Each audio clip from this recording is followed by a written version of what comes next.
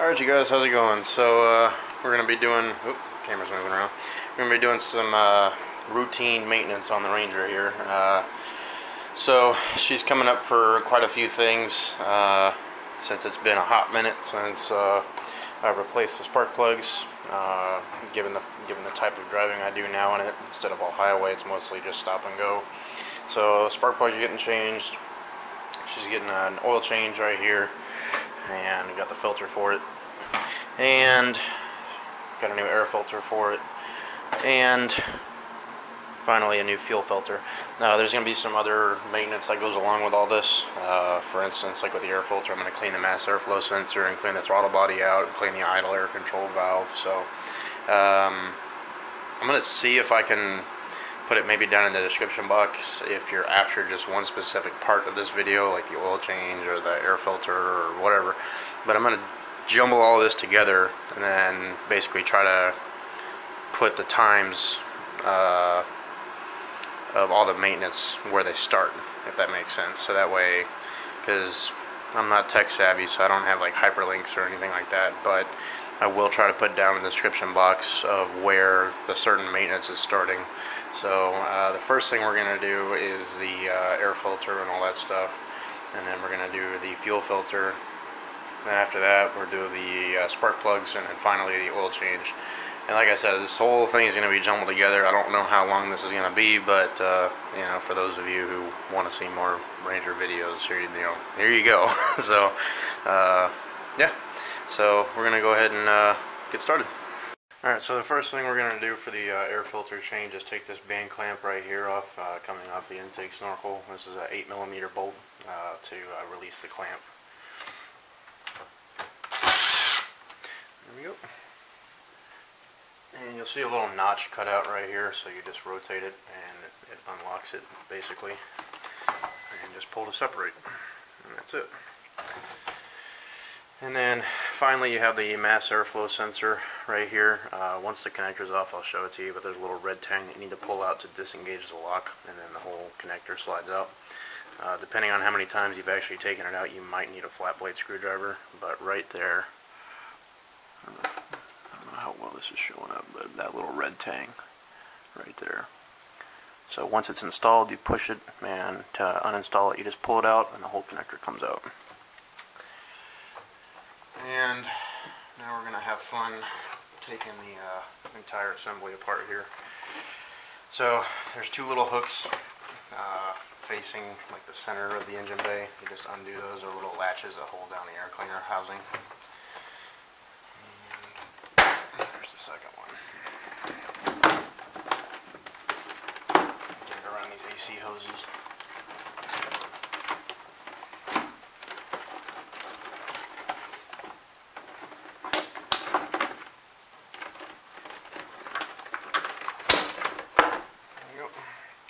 So, and I'm probably going to clean this up a little bit, as well as the mass airflow sensor cleaner, or the mass airflow sensor. So here's the old filter. It's not too bad, but again, like I said in the beginning, this is preventative, so it's just coming up for time. That's a little bit early for what my maintenance manual calls for, but she is nonetheless a little bit dirty, so she's going to get replaced. And these seals are holding up really well. And this is one of the things that I mentioned a lot in my previous videos about air filters. Stick with Ford, just because, you know, I've had this air filter in here for 4 years, I think, and nothing's really deformed. I mean, yeah, it has a little bit of a bow in it, but the seals is really what I'm after, to make sure it's all nice and uniform. So, and yeah, she's looking good, so not too bad. And now's a really good time if you see any really big, you know, pieces of debris or anything in here. Make sure the snorkel's cleared out. So I might come in here with a vacuum cleaner and just spray some degreaser in here and just suck everything out. And then, of course, I know you guys can't really see in there, but she's clean in there, which is good, I would hope. So, and then right here is your mass airflow sensor, right down in there. And I'm going to leave the sensor in there, and then I'm just going to spray it with some CRC mass airflow sensor cleaner, and she'll be all good to go. So yeah, I'm going to go ahead and clean this out because I see some dirt in there and I want to get that cleaned up. Alright, so I got the air box all cleaned out, and it's not perfect, but it's a lot better than what it looked like. So now we're going to go ahead and tackle, I want to point something out here too. There was a lot of dirt right here on this lip, which is where the air filter actually seats up against, so you want to make sure that this is nice and clean. And then once I clean the mass airflow sensor, I'm going to go back through this inner lip right here and clean that as well, so that when everything seals up against those seals on the actual air filter, it's nice and tight, and there's nothing really gonna, I know I'm talking about dirt here, not like a stick or a rock or something where it's really gonna make a big peak in the seal, but for the purposes of making sure everything seals up the right way. And then, so yeah, we'll clean that up, the sensor, and then we'll clean the actual mating surface of the entire housing, put everything together, put the new air filter in, and then take the intake tube apart and clean the throttle body and the IAC. So we'll go ahead and clean up the sensor right now. Try and get you guys situated where you won't fall down. So this is the cleaner you're going to want to use. I personally really like this stuff. It's CRC Mass Airflow Sensor Cleaner. Don't use brake clean, carb clean, nothing else besides Mass Airflow Sensor Cleaner, because these sensors are extremely delicate, and basically all you're trying to do is just get any sort of dust or residue off that might be on the sensor. I know this is clean, but I figured since while I'm in here, I might as well go ahead and do it. So you're just going to do some short blasts on the actual heating element itself, and then yeah.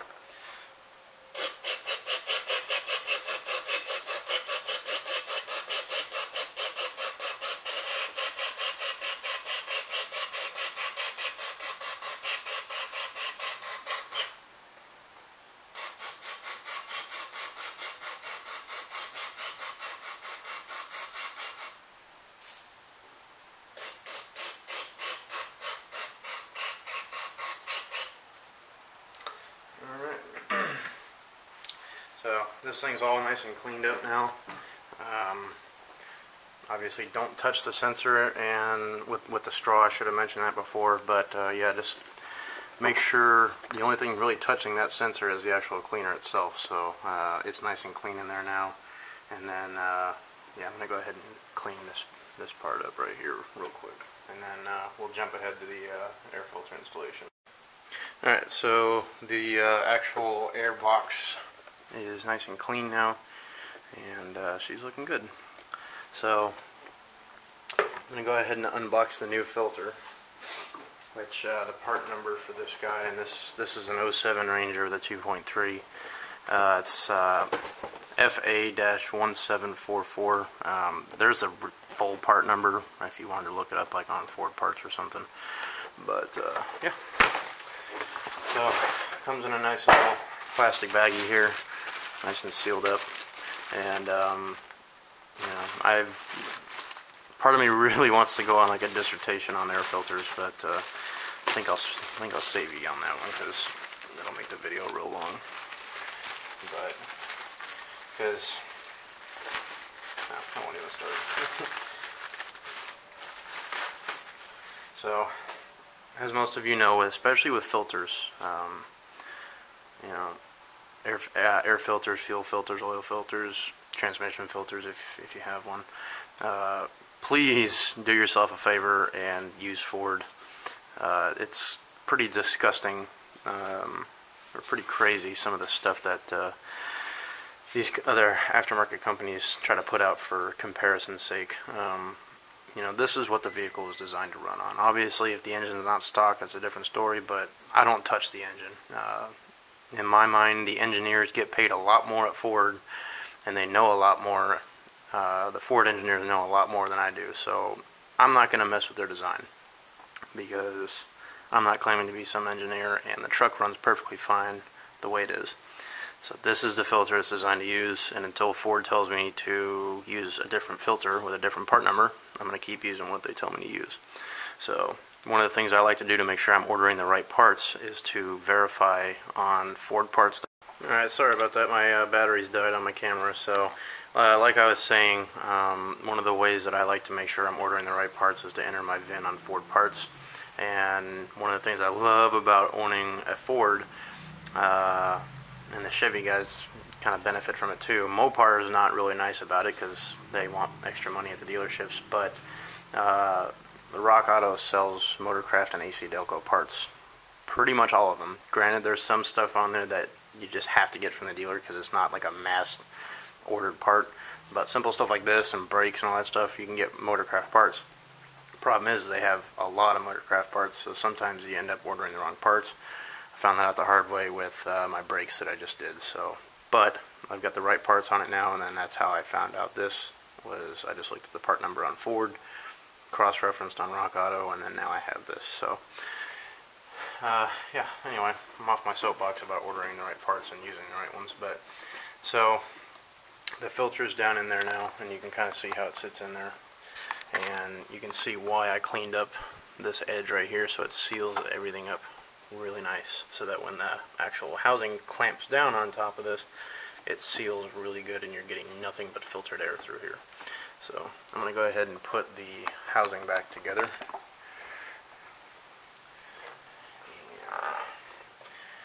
This is the one thing I don't like about this truck is these frickin' AC hoses. Just don't like it very much. So there's definitely an art to getting this back in here.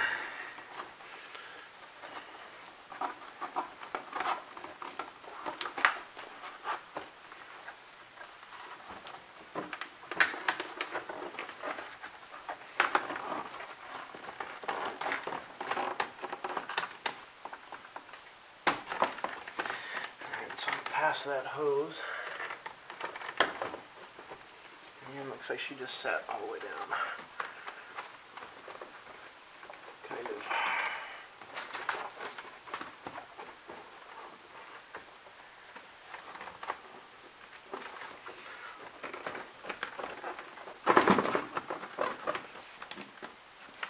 Alright, so I'm going to use my light here to make sure that those little fingers on the end are engaged. They are not.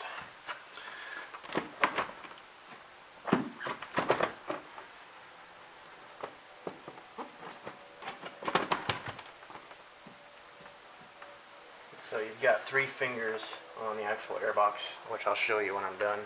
You just want to make sure that all 3 of those are engaged, and then make sure that everything's sitting nice and flat. And then we can go ahead and put the little lock tabs back on the actual housing. There we go.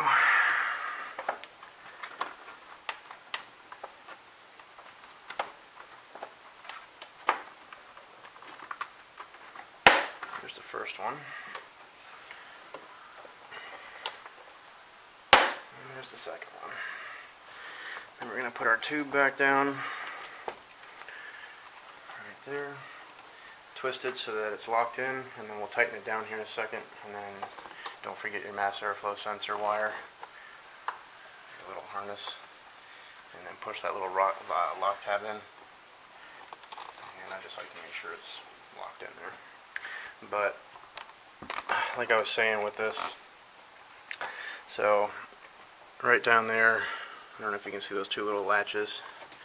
There's one of them, and there's the other one. So that's what locks on the back end, and then the front end, you have those little fingers. See how they're engaged in there?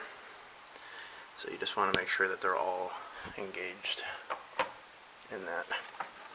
And yeah, so this is just the movement of the entire airbox. It's not just the top piece. So yeah, I'm gonna go ahead and tighten this back down, and then we're gonna take apart that to get to the throttle body.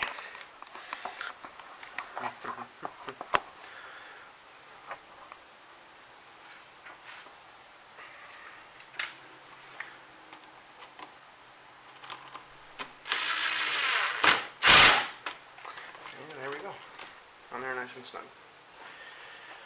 Alright, now onto the throttle body.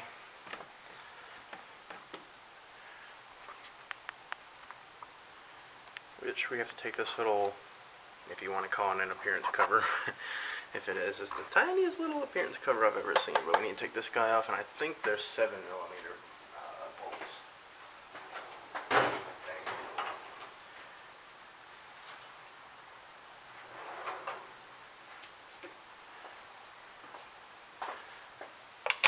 Yep.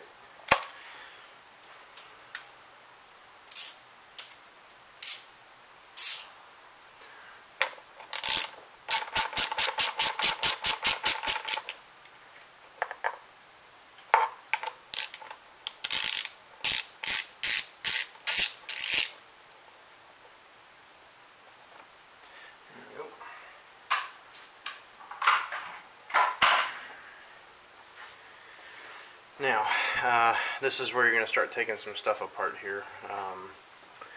Right down in the front here. Damn it. This little red piece right here is going to your throttle. This is your throttle going from your accelerator pedal in the cabin. So just a pair of needle nose and just peel this up. It's like a little ball joint, if you will. And then this may or may not be on your vehicle. This is from my cruise control that I installed. And this literally just pops off like that. And then we just got to get this off.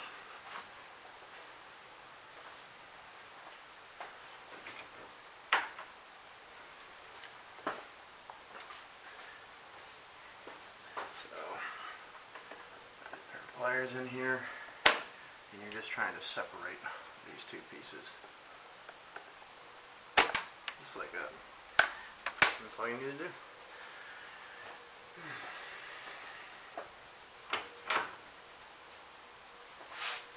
And again, I'm going to take the, that's not going to be long enough.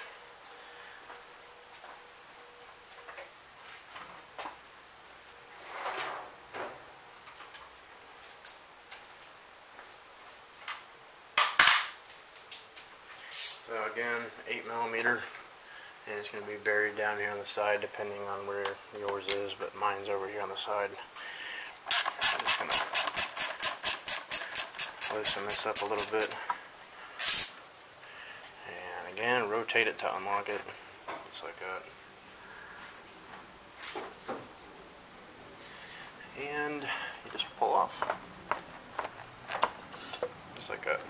And just to make myself some more room, I'm going to disconnect this PCV line right here, and so you just lift this little retainer, you push in, and you got to lift this little retainer up, and she should just pull off. There we go. So that's just to make myself some more room in here while I'm working.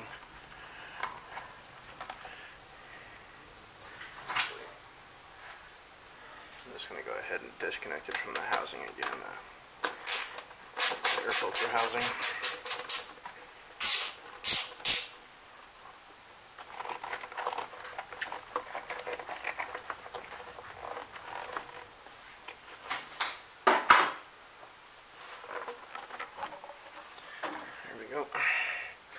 And there's our throttle body, which it doesn't look too bad, but I'm going to go ahead and do it just because it's part of my scheduled maintenance. So of just the stuff that Ford says I need to do at certain mileage and certain time, change things. So yeah, alright, let's keep going here. So I'm pretty sure these are 8s, I hope.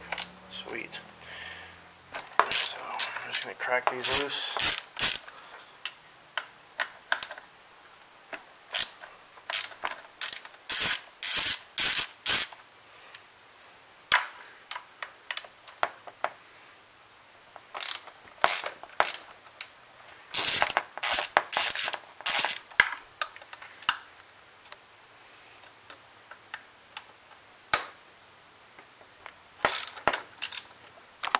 Oh, I almost lost you guys. Sorry, I'm kind of working around the camera and the light. So now, if I had loads of money and just a stockpile of them, I would say go ahead and replace the gasket right here. But what I do is I simply just wipe down the gasket with, because it is a rubber. I'm going to inspect it obviously to make sure everything's good and it's not torn or anything, but I'm I'm just gonna, if the gasket actually checks out and everything's good, I just put a little bit of WD-40, the silicone spray, and I just coat that to get the seal all nice and plumped up again. So, because these seals are like 20 bucks a piece, even on Rock Auto. So, and with how much I come in here and clean this stuff up, because I like the way my truck runs and idles with a clean throttle body, it just doesn't make much economic sense for me.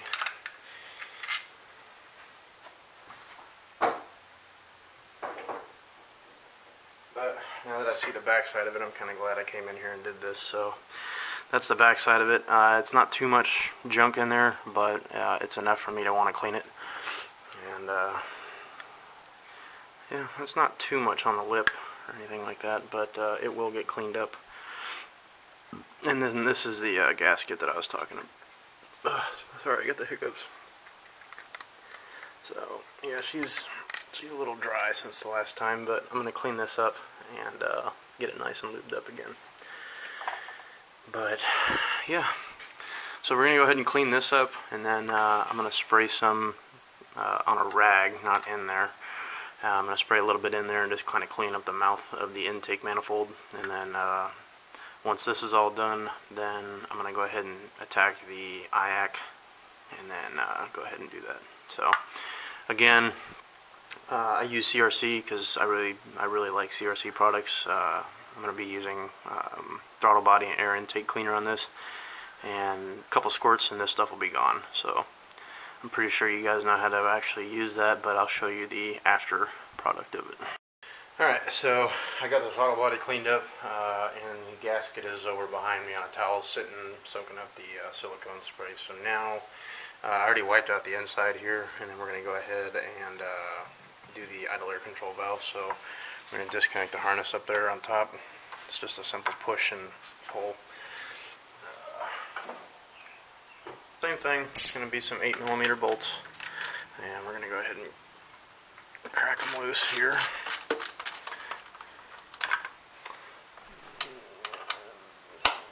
There's 2 bolts that hold this on to the manifold, and this one you're going to go ahead and clean with this carburetor cleaner.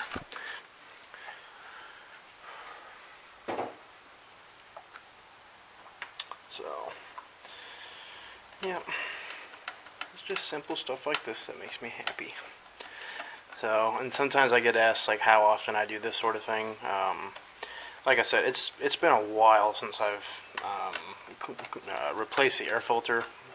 It's been like 5 years, but so long as you're not out there, you know, off-roading in dust and everything else, you know, just check on the air filter, which I do check on it, because I don't know if a lot of people know this. I kind of hope they do, but inside of your owner's manual, by the maintenance page,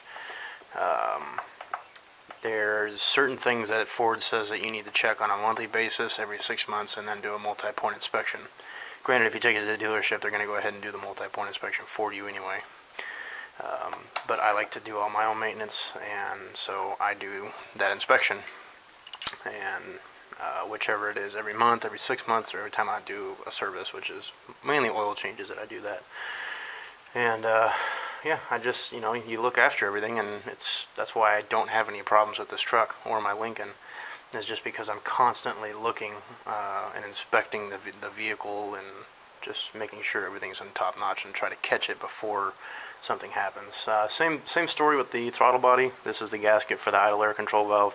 Same thing, I just clean it and lubricate it with silicone grease, because again, these are extremely expensive from Ford, and again, even on Rock Auto. So the IAC is actually fairly clean. Again, I already pulled it off. I might as well go ahead and clean it. So I'm going to clean that with some carburetor cleaner. And yeah, so I'm going to go ahead and take care of that next. Alright, so everything is all cleaned up, lubricated, and all that good stuff. So I'm going to put it back together the same way I took it apart. So I'm going to give the equal amount of time for the IAC to dry and the gasket to suck up all the silicone that it can. So I'm going to do the throttle body now. So just going to come in here, and these are my old detailing towels that I really don't use anymore because they've just been used so much. So I like to use these in the intake system because there's just no lint, so no risk of actually sucking in something into the intake. So that's why I like to use microfibers for these parts of the engine. So everything's nice and shiny again, and it's nice and flexible again, so that makes me happy. So this is going to get installed onto the throttle body itself, and you can see this little cutout right, come on, right there. That's where that little guy's going to go. So just need to put it back in.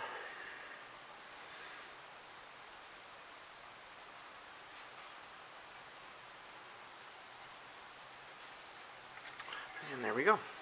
Nice and happy again. So it's installed like this, barcode facing up. I'm going to go ahead and grab a couple bolts for this. And of course, I will get you a torque spec on these because everybody knows on this channel every bolt has a torque spec. So again, it's that whole engineer thing.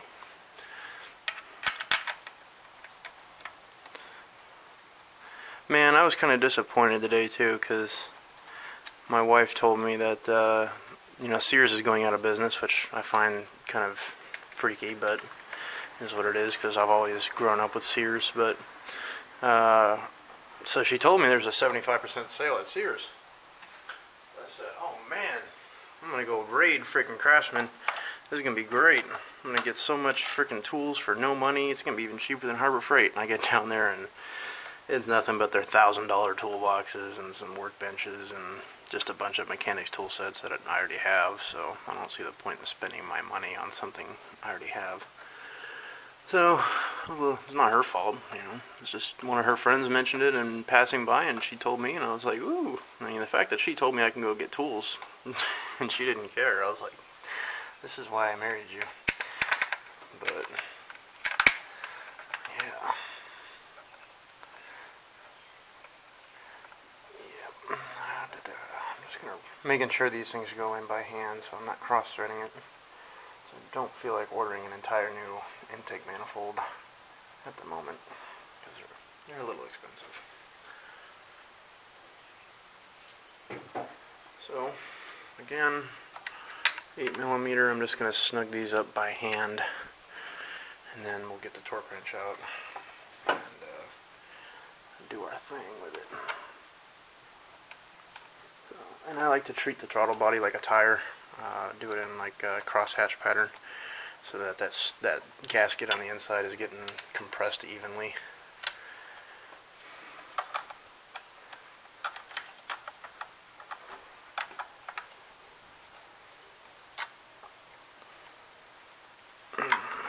Alright, I'm going to go find that torque spec really quick. Alright, all data DIY right here. I've got 89 inch-pounds, which I know is not that much, but I'd rather have the sense of security knowing it's actually on there. So I've got my torque wrench set to 89, and we'll go ahead and start tightening. That's one.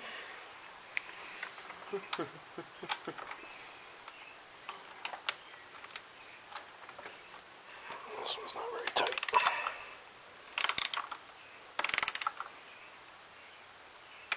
Two.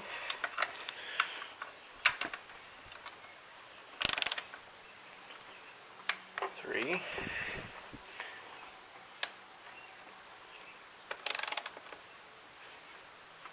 4. Alright, those are all torqued down. I'm just running my torque wrench back down real quick.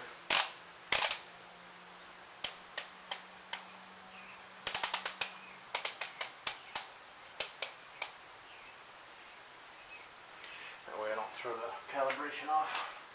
But okay, so let's go ahead and put our throttle position sensor back together. Real quick, I'm going to go ahead and put this guy back on. But as far as that throttle linkage goes, so that snaps back in. I'm going to clean this up real quick, and then I'm going to throw some grease on this nipple just so it can pivot really smooth.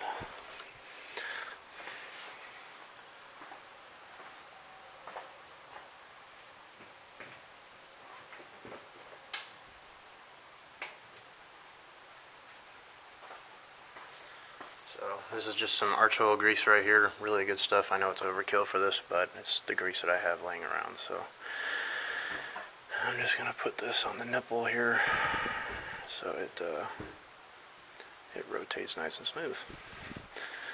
And slide this guy back on. It should just pop on just like that. No problem. So, yep. I'm just gonna sort of clean up any of the excess just kind of laying around right here. So, alright. And then I guess we can go ahead and put the intake tube back on, and then we'll throw the IAC on afterwards. So that's back on. And then the air filter side is back on. Lock both of them, just like that.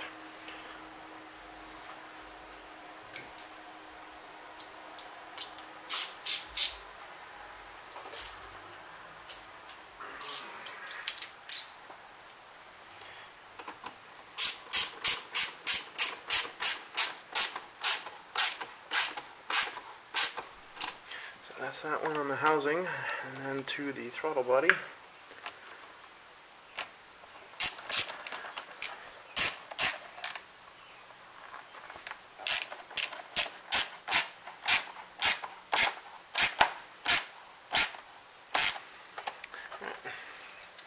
There we go. And then I guess we can go ahead and throw the cover back on.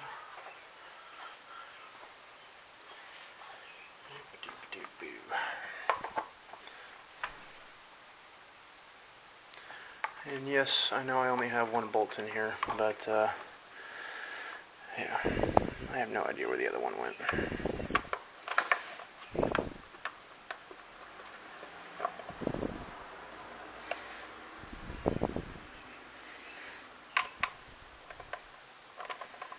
Alright, that's going in.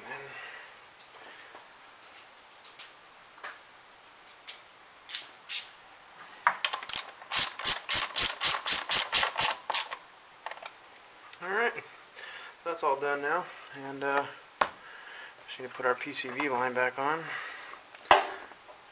just like that, and we'll go ahead and do the IAC now.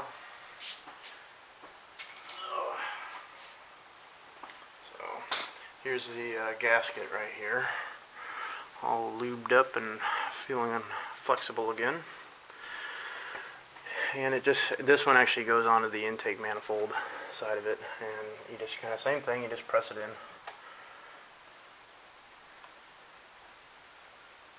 Just make sure it's not kinked up or anything, and it's nice and flush.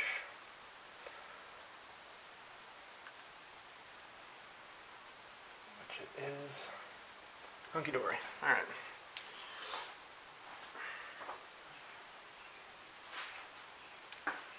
And here's the idle air control valve all cleaned up, looking nice.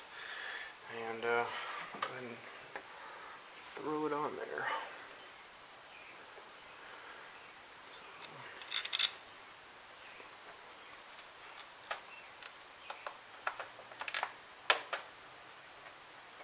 So I just like to get one of them started so I can sort of use it as a pivot, if you will. Let's get it in there a few threads. Alright.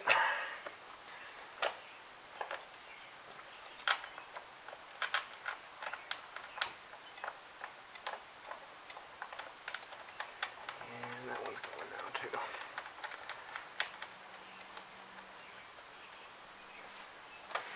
Alright.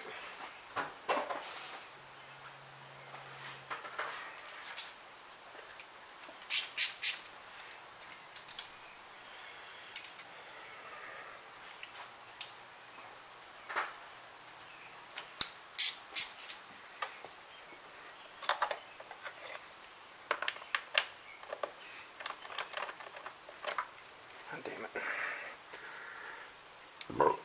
Excuse me.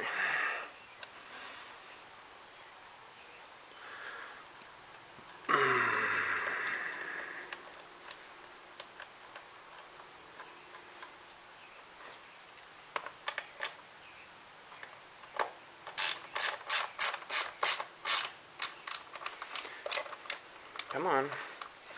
I know you want to come off. There we go.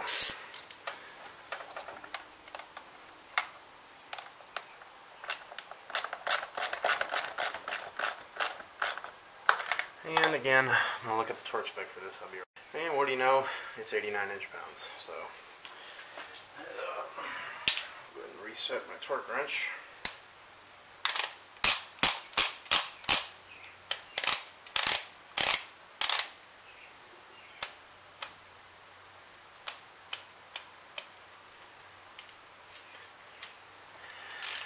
I know I've gotten it in here before. It's just tight. That's all.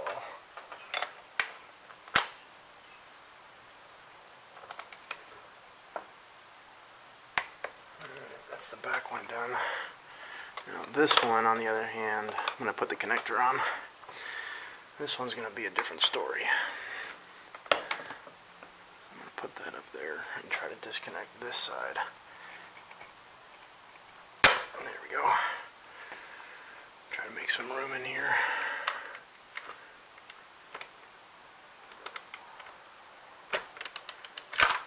Come on now. Don't be that way.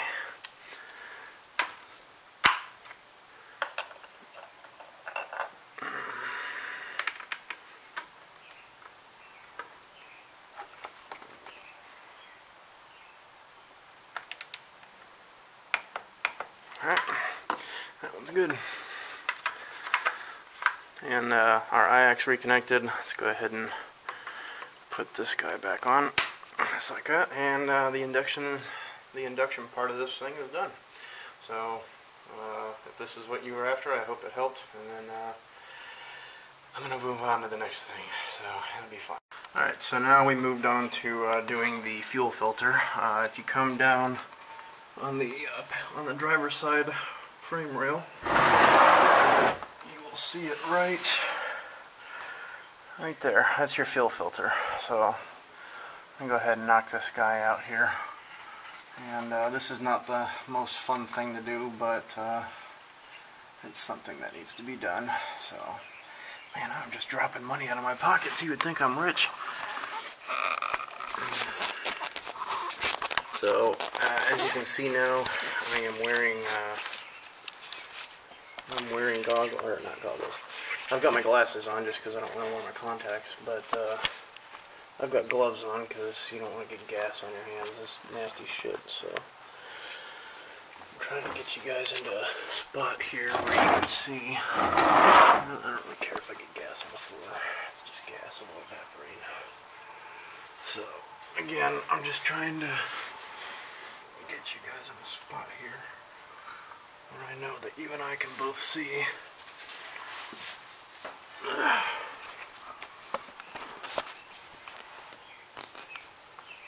Okay, here we go. So yeah, that silver deal with all the hoses coming out of it, that's your fuel filter. I forget what year they started going to these, but nonetheless, they started going to them. All this freaking fluid film down here. So you can just pull the filter out of a clip here, just like that. It makes it a little bit easier to get out. And with these, before I go ahead and disconnect these, because you can see all the crap that's in here, I'm going to blow all this out with brake parts cleaner, just so I know I'm not going to contaminate the fuel lines when I put the new one in. And what you're going to do is you're going to squeeze these. You're going to push in first. You guys can't see that one. You're going to push the line in first, then you're going to squeeze down on the tabs and then separate it. And there will be some fuel coming out. Everything else, just be ready for it. Yeah, I'm going to grab some brake parts cleaner because I didn't think it was going to be that dirty, but it is. Do the back ones first.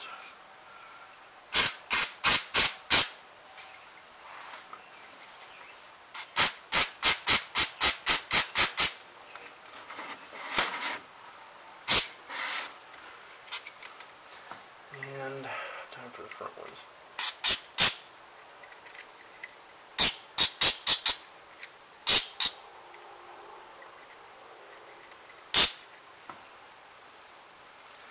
Yeah, there's some junk that came out of there, but oh well.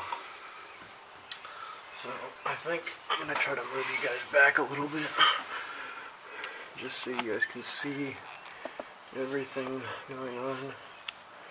I don't want you guys to miss anything. And I think we all know that how good my recording skills are. But, okay, yeah, that should work. Alright. So I'm going to try this one first. So I'm going to push in. Come on, baby.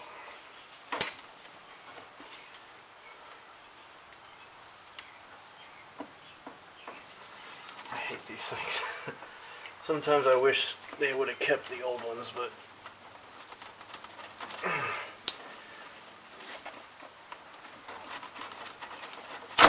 there we go. And I think I just got gas all over you guys, but I'm sorry. So there's this one now. And yeah, I'm going to tilt this up to try to prevent all this fuel from leaking on me. Now, these are the hard ones here because you kind of have to turn the entire filter. There's that one. God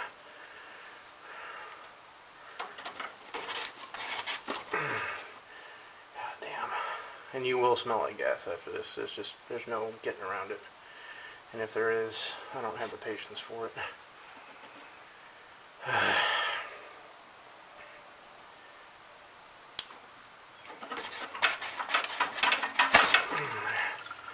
Alright, there's the old fuel filter right there.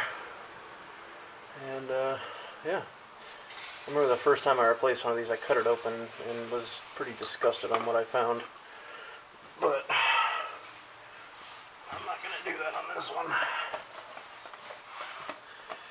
Whew. I didn't have that garage door open. I feel like I'd be getting high right now. Alright, here's the new one, and the beauty behind it is you can see there's two different sizes, so it's kind of hard to put the wrong hose on this, if you will.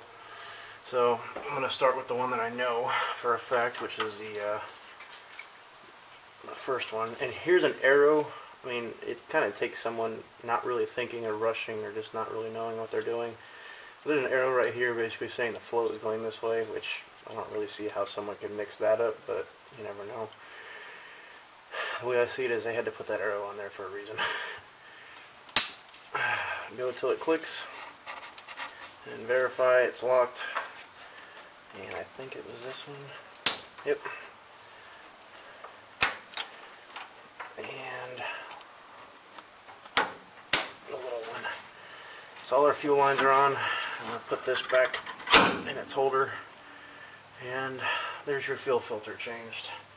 So I'm not going to start the truck up right now because I'm about to do the spark plugs next.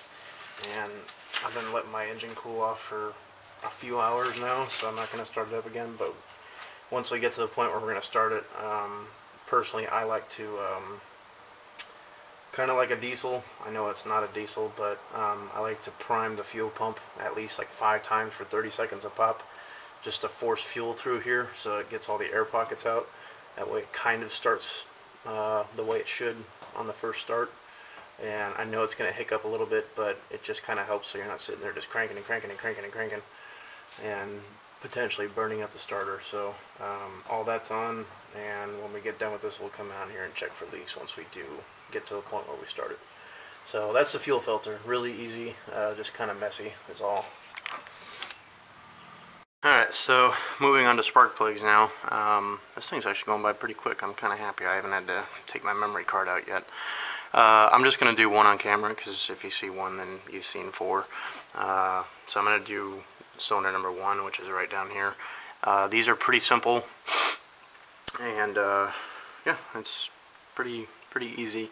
The one thing that I do recommend is once you take the actual ignition boot off, I recommend either getting some of that spray, like the air spray, like the keyboard cleaner, or if you have a compressor and you have access to compressed air, go in there and blow everything out before you take the spark plug out. Again, it just minimizes the risk of dropping anything into the cylinder bore. So the first step I'm going to do here is simply blow out everything that's in here. So again, cleanliness is key. I know it's pretty clean in here, but there is a little bit of dust, so I'm going to take care of that next. I'm just going to turn my compressor on, let that build up, and then we'll... Alright, so I got my compressor all charged up. I'm going to go ahead and just blast all this out.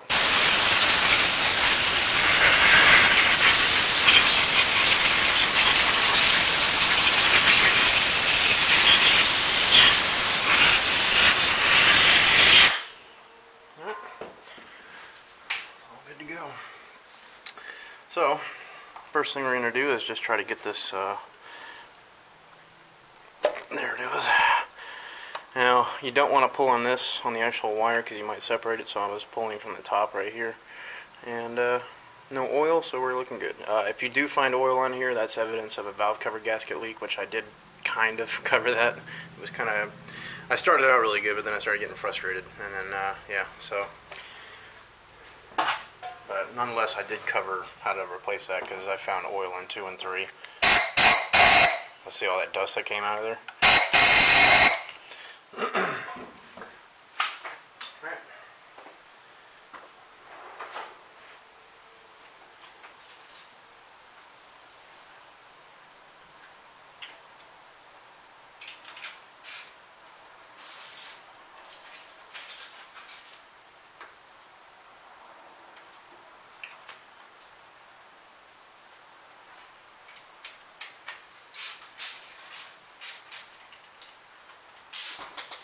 So I've got my spark plug socket right here. The biggest thing with these is to just make sure that you don't twist, if that makes sense. So just try to keep the head of this ratchet as stable as possible.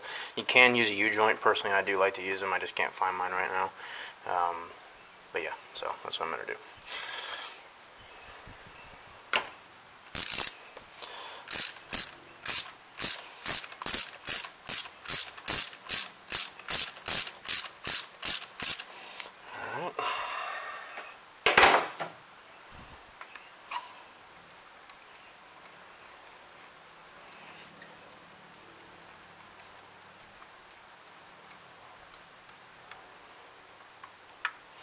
And there's our spark plug, right there. Which, she's actually looking pretty good, actually. So, it's not bad, considering how long it's been since I've actually changed these. Now, granted, I take these out from time to time just to inspect them and look at them and make sure the gap's still good, but that's just a really good indication that the truck is running just the way she should, so, which is good. So that gives me a really good indication that everything's really going good. There's nothing on the threads. The electrode's looking real clean. So, all right, let's go ahead and prep the new one.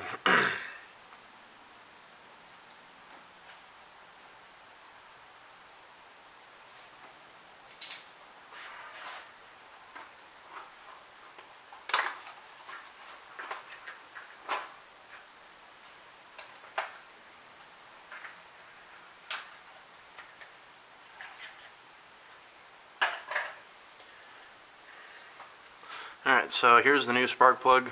It should already come pre-gapped, but I'm still going to check it just to be on the safe side. And where's the part number? It's not on here, it's on the box. So there's 2 different part numbers that you can use for this. Where is it? Oh, maybe it's on the big box. There she is. So there's 2 different part numbers that you can use for the Ranger for the 2.3. SP-439 Alpha. That's the specific part number that Ford says to use. There's also an alternate part number that Rock Auto sells without the A. It's just SP-439. You can use that. I believe that's what was in my engine before. But that little A right there, and it was like 70 cents more. Or like, yeah, it was like 70 cents more per plug. So I'm like, you know what? I'll be on the safe side and actually order the exact ones that Ford says to get. So, yeah. So I'm going to look up the gap really quick on all data and then make sure it's gapped. And then we'll put some anti-seize on the threads and drop her in. Alright, so again, all data DIY. I don't know how well this is going to pop up, but that's, oh sweet. That's your gapping right there. So 0.049 through 0.053 inches or the millimeters. Also, right here is your torque for how tight the spark plugs are going to get tightened in. Which personally, I feel like 9 foot-pounds isn't much, but it did put up a little bit of a fight coming out. So it is what it is. But so 9 foot-pounds to the torque, and then that's your gapping right there for the electrode. So, which I already checked this one off camera, and if we come right here, it starts to snag at 0.49. So which is right at the minimum that it needs to be, which is perfect, because if I can have the truck use less energy trying to spark between these two, the better. So alright, I'm going to go ahead and stick this back in the socket, throw some anti-seize on it, and then throw it down and torque it. So I've got my anti-seize on the spark plug, and I've got my torque wrench right next to me with 9 foot-pounds. So I'm going to go ahead and take this guy nice and easy. And I like to spin it backwards so I can actually hear it drop into the thread, so there's zero risk of me cross-threading this. And I like to run it down as far as I can by hand, again, to ensure I'm not going to cross-thread it. But she's down.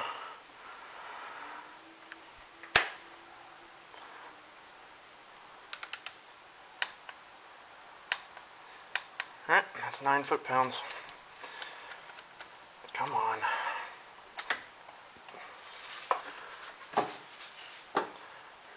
Now something I like to do, because I don't have the locking extensions, but something I like to do to make sure I don't lose the socket down there is I like to just kind of rotate it just a little bit, like spin it while I'm pulling up, and that way it completely comes out.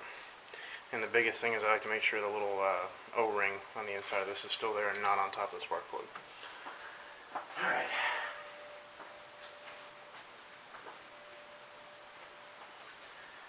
And last thing to do is, ooh, hello.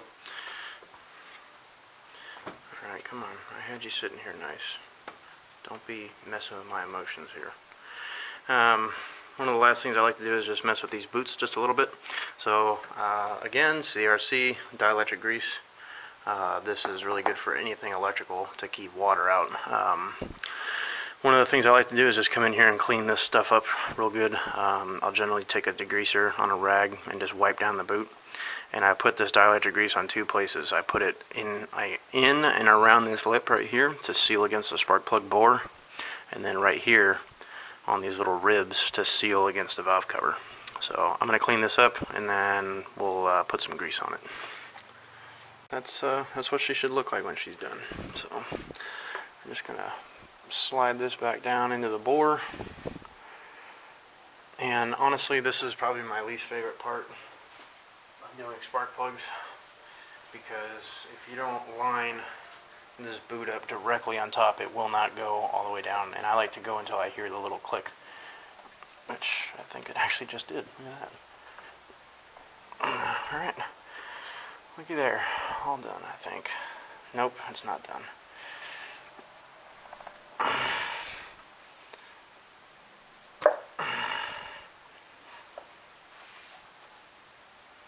There it goes, I just felt it.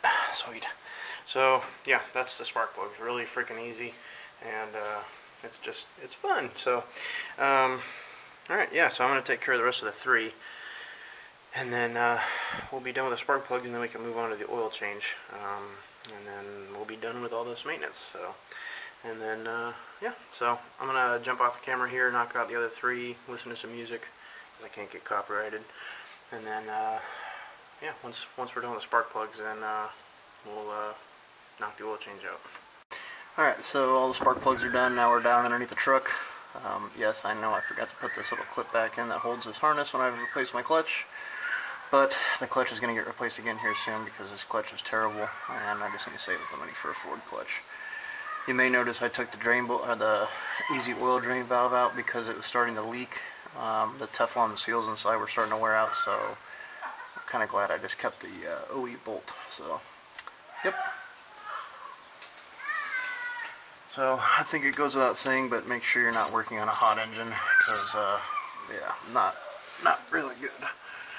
But this truck's been sitting for a hot minute now, so should not be an issue.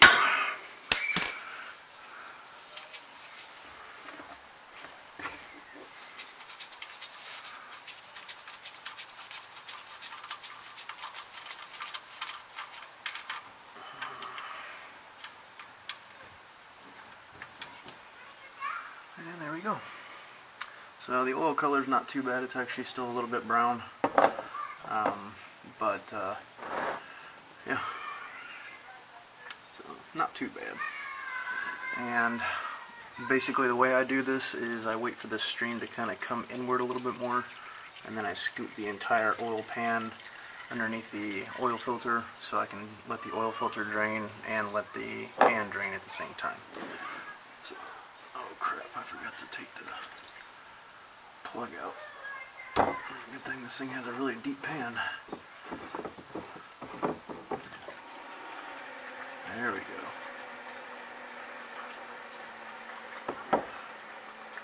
Whoops.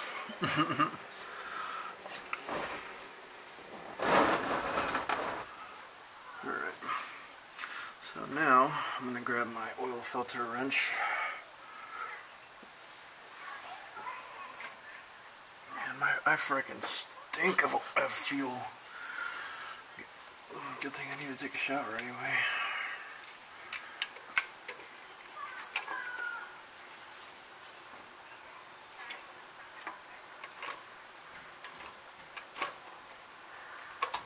Okay, so there's that.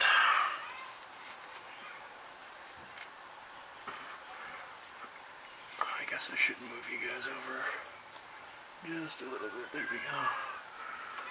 So yeah, the oil filter's down here on the side.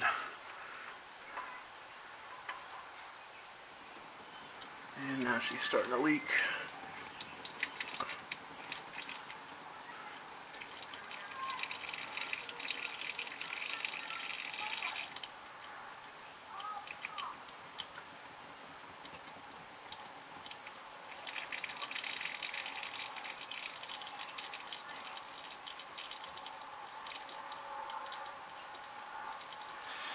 Alright.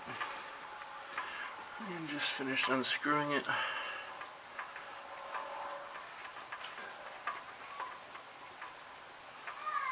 Come on now. Any second.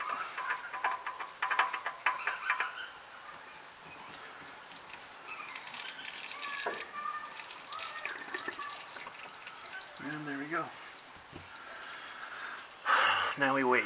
So I'm going to give it like 15-20 minutes to sit here and just drip. And all that good stuff. I'm going to take these oil-soaked gloves off here. And yeah, I'm just going to let it sit here and do its thing. So we will come back once it's pretty much done. Alright, so the oil's pretty much stopped dripping now. All I'm going to do now is just sort of wipe up all this oil and just clean it up as best as I can. And we'll get ready to button it all back up. So I'm getting around the oil filter adapter real good, making sure it's all clean, which it is. And that's all good. I'm going to go ahead and put the drain bolt in. I'm not going to torque it yet, but I'm going to at least put it in so I know where it is. Which, that's all good. Alright, let's go ahead and prep the oil filter out on the bench. Alright, so here's your oil filter, and of course your oil, 520. I actually read the oil cap this time, for those of you who watch my MKS oil change. FL910S is the part number for the oil filter, which you can pick up at Walmart for, I think, $3.97. So, which so amazes me that people skimp out and buy the really cheap ones to try to get 30 cents off. You know, it just doesn't make any sense to me, because once you cut one of these open and you cut open like a Fram especially, you'll never go back to using that. And fun fact for you, I just learned, this little S right here, I found out not too long ago that means it stands for silicone. So there's a silicone anti-drain back valve in here. That way it doesn't break down from all the heat cycles and all the oil, so, which I thought was interesting. So yeah, so as per the instructions on the box, which I know some people don't do it, some people do it, these are the instructions on the box of what to do. So take it off, take the new one, put oil in it, put the new one on, tighten it, put oil in, hunky-dory. So that's what I'm going to do. So, and again, I got this oil at Walmart as well. Personally, I like to get my oil at Walmart just because A, it is cheaper, but I think, I have no evidence to prove this, but I feel that Walmart moves a lot more oil than like AutoZone or Advanced Auto Parts. I would say O'Reilly's, but I don't have any out here. O'Reilly used to be my go-to auto store, but I feel that Walmart moves more oil than the auto parts stores because it is cheaper. That being said, the reason for why I do Walmart is basically I want this to sit on the shelf the least amount of time, if that makes sense. Like I want the most I want to try to buy the freshest oil, if that makes sense. That way the additive package you don't have a risk of it falling out or anything like that. So that's why I buy my oil at Walmart, and they have the filters there, so I figured why not. So very carefully here, I know you guys can't see what I'm doing, but I'm just pouring the oil in here. I just don't want to drop it and put oil all over my toolbox. This little bit of oil actually kind of works out because then I can take it and lube this up right there, which is very nice, which we are ready to put this back on. So I'm going to climb downstairs. First I'm going to find the torque spec for the drain bolt. I should know it by now, but I still want to double check. And then we'll button everything up downstairs. Alright, so I'm back underneath the truck, and I'm going to go ahead and put my oil filter on. And I'm just going to kind of give it the old reach around here.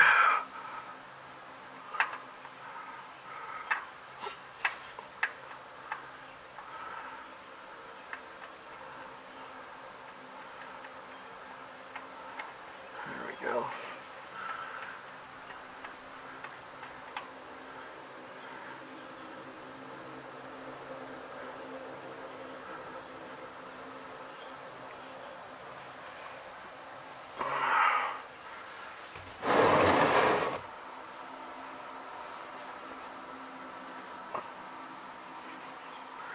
Just trying to get all the oil off so I can get a good grip on it.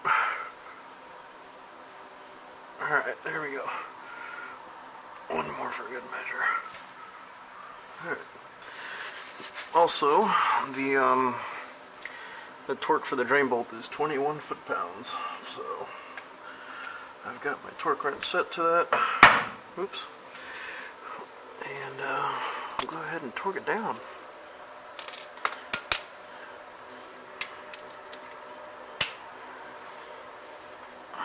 There we go.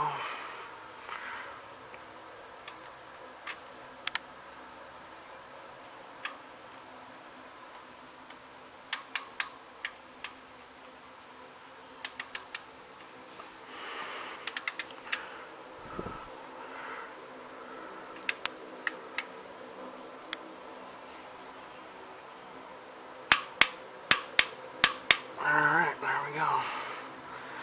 So our drain bolt is torqued to 21 foot-pounds, and our oil filter is installed just like so. And yeah, now we're ready to put oil in it.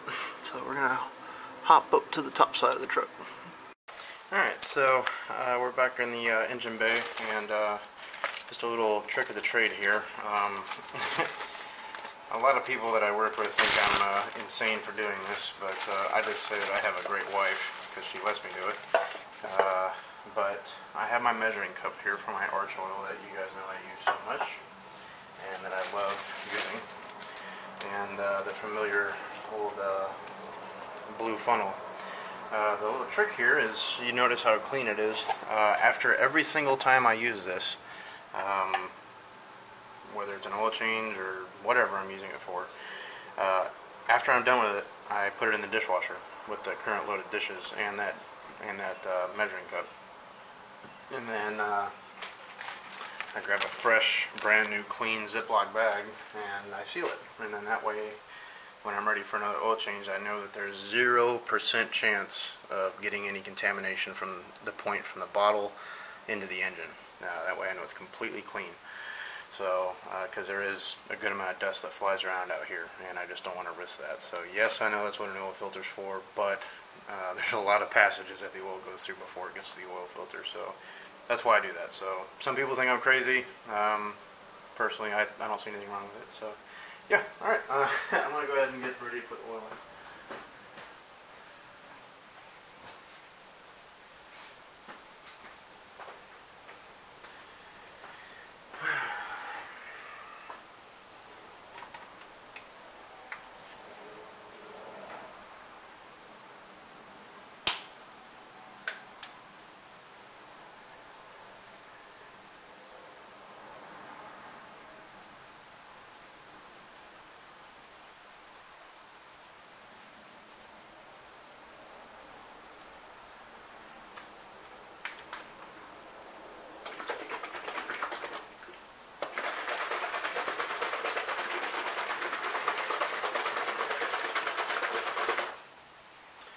Alright, so just before I pour this, for those of you who don't know, this is Arch Oil AR9100. It's a friction modifier. Extremely good stuff. Yes, it's expensive, but it's not the most expensive stuff out there. I think it's just not really well known yet.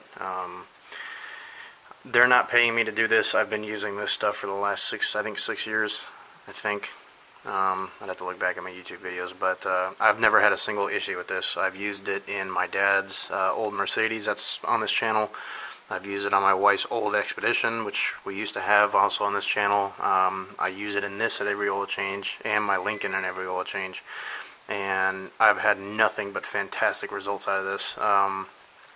The first use is always the most amazing, especially when you do the oil change next time, just because of how clean the engine is, because it breaks down all the carbon deposits and varnish and everything else, and you keep using it and just the engine's spotless. I mean, it's incredibly clean. But the main reason why I like this is because of the friction modifier. It's let's see here. I can't remember off the top of my head anymore. They used to have it on here, like the coefficient of drag. I think it's really coefficient of friction. It used to be on the bottle, but now it's on their website, I think. But extremely slippery stuff, and you know, I just want to. Honestly, at this point, my truck's about to hit 200. It's just about to roll over 185,000, and at this point, I'm just kind of biding time, and it's almost becoming a game to see how long I can get this thing or keep it running. But like you can just see down in there how clean, like just the camshaft is. I mean, it is just spotless in there. So yeah, that's why I like doing it. And plus, yes, I use an advanced full synthetic from Mobile One, everything else, but this is just added assurance. And I also use their fuel modification complexes, or the fuel catalyst as well. But 1.2 ounces per quart of engine oil, which this takes a little over 4, so I'm going to put 5 ounces of Arch Oil in there. So, just me, I like to shake it up a little bit just because it is so thin. And the way I see it is I'm adding such a little amount of this, it's not really going to change the viscosity of the oil. So.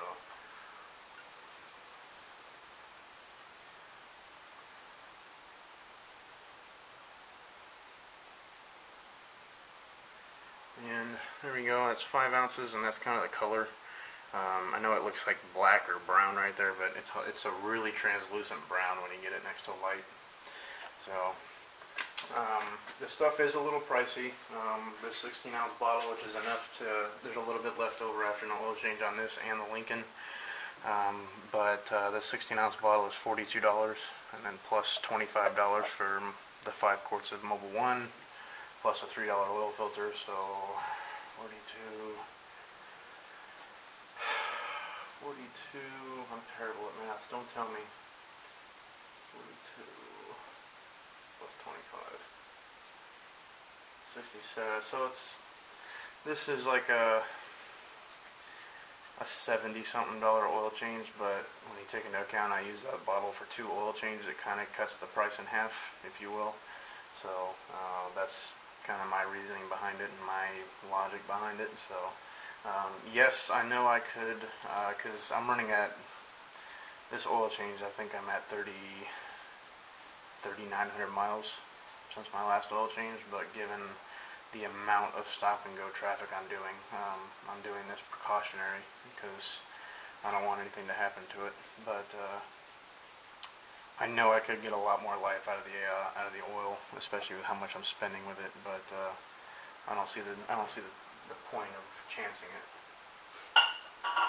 So that's done, and now we're gonna put some oil in it.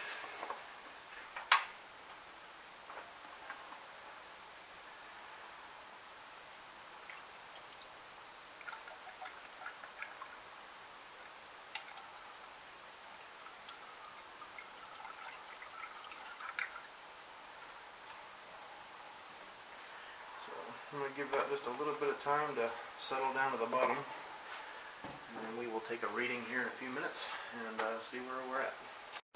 Alright, so I topped it off once and now I'm sitting right at max. I know the oil level is going to go down a little bit, but now's like the moment of truth, because you know, we did so much that could affect the running of the engine with the fuel filter and the spark plugs and everything. So we'll see what happens here. So, like I said, I'm just going to prime the fuel filter a few times. And I shouldn't hear any leaks or anything like that.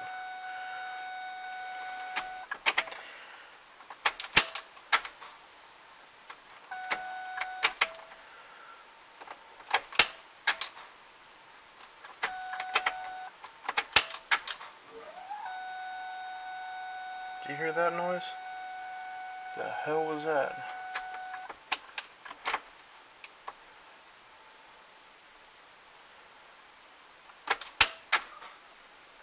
Okay, that was a normal one. Alright, let's just go ahead and try it and see what happens here.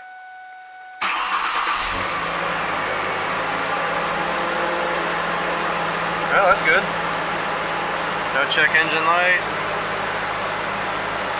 Truck's running good.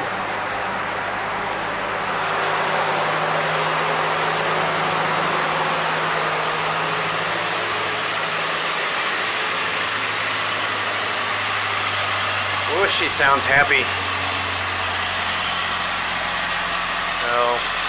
No kicks or rattles or nothing. She's feeling good.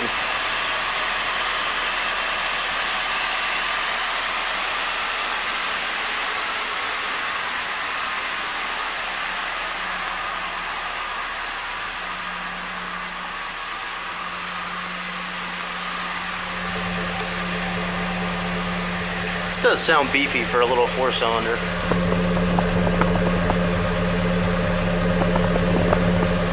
So, I like this exhaust. That Dynamax. But,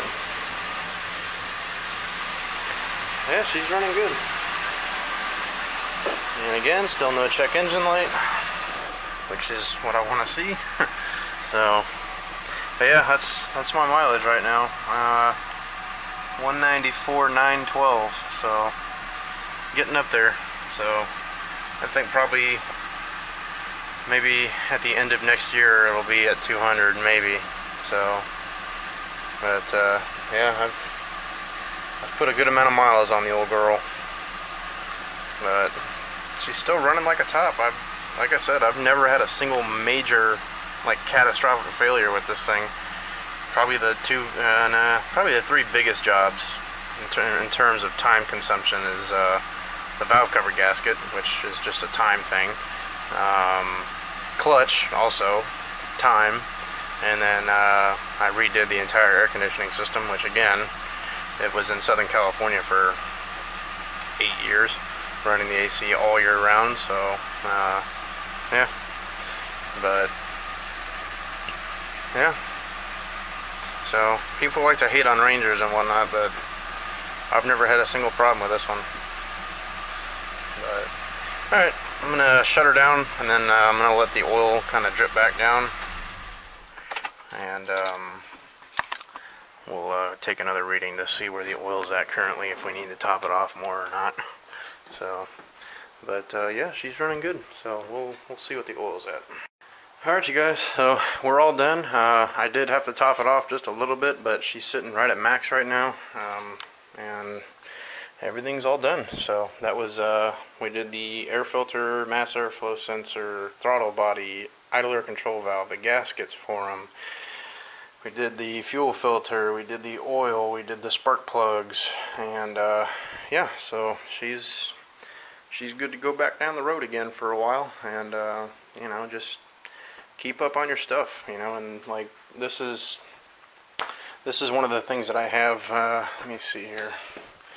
Let's see which one this is. So for instance, like I have both of these books here. So this one's for the Lincoln, as you can tell, and this one's for my truck. So when I'm done here, getting done talking with you fine people, this is, you know, I have a picture of it and everything else, and then I have maintenance and operation records. So this is something that I've built, that I've come up with over the past kind of 5 months. It just started out in a notebook, but then I wanted more information, more specific information. So like I have this thing broken down and like to refuel it in different tabs and everything, and I track all the refuels that I do. And then I track all the washing that I do, you know. So Larry at Ammo NYC, these are all of his washing techniques. So I also kind of built this for my wife, so that when, if I'm gone or whatever for an extended period of time, she can come in here, and because you know, I've pounded it into her head, like if I'm gone, do not take the car through like Jiffy Lube or a car wash, you know, please wash it here at home, but follow those instructions. And I've recorded all my washes and everything, and my maintenance. And so like this is inspection stuff here. So this is what I'm going to do after I get done talking with you guys as well. So I'm doing all of this. This is what Ford says to check. This is a multi-point inspection. And then this is what you check every month. That's what you check every 6 months. And this is all from All Data DIY, but then the same stuff is in the owner's manual as well. And then I have axle maintenance, like how often I should do the axle, minimum oil change interval, 5,000 miles or 6 months, whichever occurs first. But special operating conditions, 3,000 miles. I would consider mine special because of how much stop and go I do, as well as cooling. And I have all of my maintenance tracked in here. Having this, I'm not saying that you guys need to go do this by any means. This is just for my peace of mind, so I can track everything. But it gives me an open window into seeing exactly what's been being done on the vehicle. Even though I know I've done it, I can still track it. Whether it's oil, whether it's fuel, like say I get a bad batch of gas, I can track it right back down because I track where I got the fuel from. All that stuff. So I enjoy doing it and nerding out on it, and then I do the exact same thing on the Lincoln as well. So, and then once we pay the Lincoln off and get the next truck, then the exact same thing. That one's going to be nice because that's going to be from like mile 5 on the odometer. So it'll be literally a snapshot, and it'll be great if, you know, say you ever go to sell your vehicle, you can prove exactly what you've done. And I've talked to Ford, and because I wanted to know this information well in advance of getting another vehicle, I asked him, I was like, hey, even though the vehicle's under warranty, if I prove, i.e. this binder, that I've done the maintenance, done it correctly, and it was the part that failed, will my warranty still be intact? And he goes, well, it kind of depends, but then I showed him this binder, straight from the service manager, everything else, and the warranty guy, I guess whoever's in charge of the warranty at that dealership. He goes, yeah, if you come here with this, and we see that you followed everything, your warranty's still going to be intact. So that's also another reason. Granted, this is not under warranty anymore, but that is. So, and if I'm honest, I have trust issues when it comes to working on my vehicles because my vehicles are like my children. I'm not saying I'm that guy on A&E or whatever show that was, TLC or something, my Strange Addictions or whatever, where the guy was like having sex with his car. That's not me. Some people may think that, but you know, I really do prize these vehicles. There's just something about having my own vehicles and being able to work on them and tinker with them and making them last almost 200,000 miles, you know, and just keep on going. So, yeah, and plus I like to do my own maintenance and make sure it's being done right. So, and I'm not having to pay for labor, so I just run inside and grab a hot dog or something. That's my cost.